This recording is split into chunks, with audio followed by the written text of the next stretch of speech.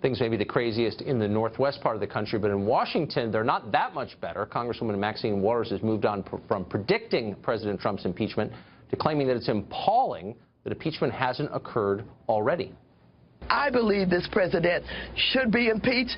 I don't care what others say about it's too soon, we don't know, we think. I think that they're letting the American public down by not delving deeper into what is going on with Jared Kushner and this back-channeling about the lies and his failure to disclose that he had had these meetings. The same thing with Sessions, failure to disclose about the meetings. What more do we need?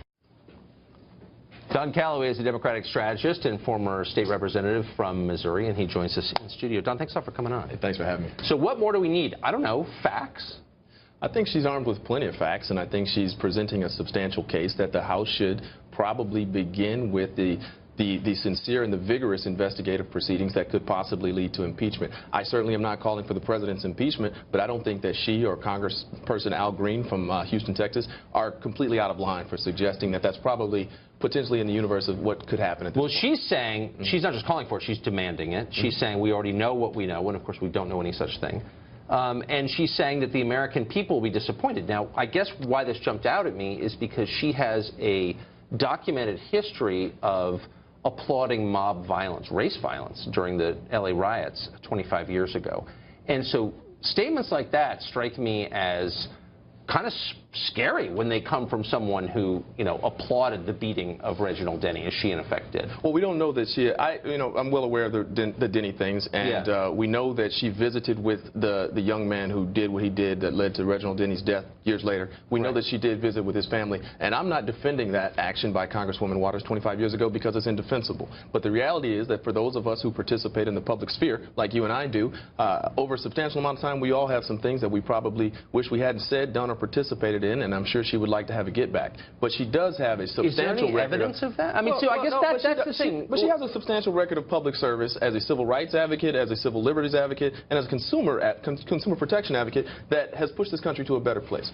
Yeah, I'm not aware of any of that history at all. Well, I know she came really close to an ethics charge because apparently her husband got rich based on government policy. No, that's not true. She was investigated by the ethics committee, and it's good that you bring that up because she was completely cleared of any wrongdoing. And essentially that's all. By her peers. No, by her peers in Congress. And essentially that's what she's asking that President Trump do is submit to a proper inquiry, ethics inquiry, and have the opportunity to present his side and be exonerated just like she was. No wrongdoing. So what, I mean, I guess I'll just make 2 points. One, I'm worried that she has become a folk hero on the left because she is so intemperate and unhinged and outrageous and willing to say anything, and because she's a hater, and they're looking for a hater now to represent them. Now, you know I'm not going to agree with that, Tucker. I think that she has a lot of the appeal that President Trump has to his base, which is that she's willing to say things objectively and in a very blunt way without a lot of the kind of circumspect politician speak. Objectively? Well, she's willing to be very blunt about her positions, and much in the way that President Trump had appealed to his base. Yeah, you said that she, and look, I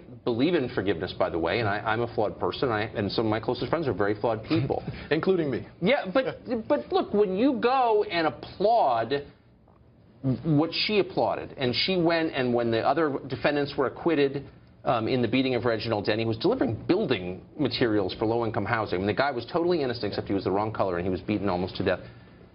She's never apologized for that I know of. Again, we're not defending anything that But shouldn't she? We're not defending what the guys did. Robert Byrd was a Klan recruiter, okay? He was the longest-serving Democratic senator. He apologized, and, you know, and I, for one, was willing to say, you apologize? Okay, we can move on, but she never has. I don't know that she hasn't, frankly, but I do know that we should extend to Maxine Waters the same grace that we've extended to that we've asked that we extend to the Attorney General, who was deemed too racist to be a federal judge in the 1980s. We should extend to her the same grace that we extend to the president, who is objectively advocated for sexual assault of women over the years and has participated in racist activity documented from the 1970s up through now when he led the birther movement. Yeah. So we should, all of us are flawed. I mean, look, you know, we're talking about Maxine Waters here. We are, and but we have to hold her to the same standard. Uncritically accepted by the left precisely because of her lunacy. Well, and I guess I would challenge your assertion that she's got an impressive legislative record. I've been here almost the entire time she's been here. Well, I don't know that there are a lot of water bills that are improving my life, are there? Absolutely. Listen, my firm participates vigorously in the financial services space and in the corporate finance space, and she has absolutely been a leader, a bipartisan leader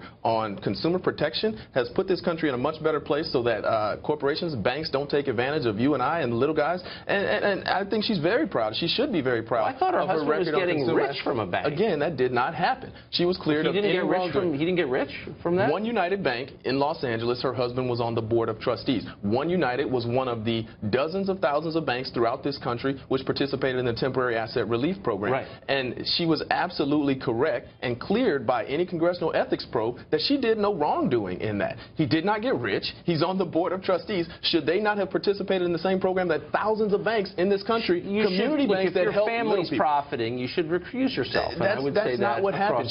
She was found not to have done any wrongdoing. So, final point. Would you say that if she's coming out there and calling for the President of the United States impeachment less than 6 months after his election in a free and fair democratic election, that she should at least give a bullet points of the crimes she alleges he's committed, and she hasn't? Well, I think that she has alleged the same things that people on both parties have said, is that we need to have a free and open and fair inquiry into a number of things that rise to the level of being objectively questionable. Okay. The back channels with Russia, the continued ongoing meetings with Russia that were not on the record. None of that's a crime. But we need to talk about it, and we need to have a free and fair investigative process. That's all we're talking about. But we need to have a sanctioned investigative process. So, Don, thanks. Always a pleasure, Tucker. Thank you. Jared Kushner is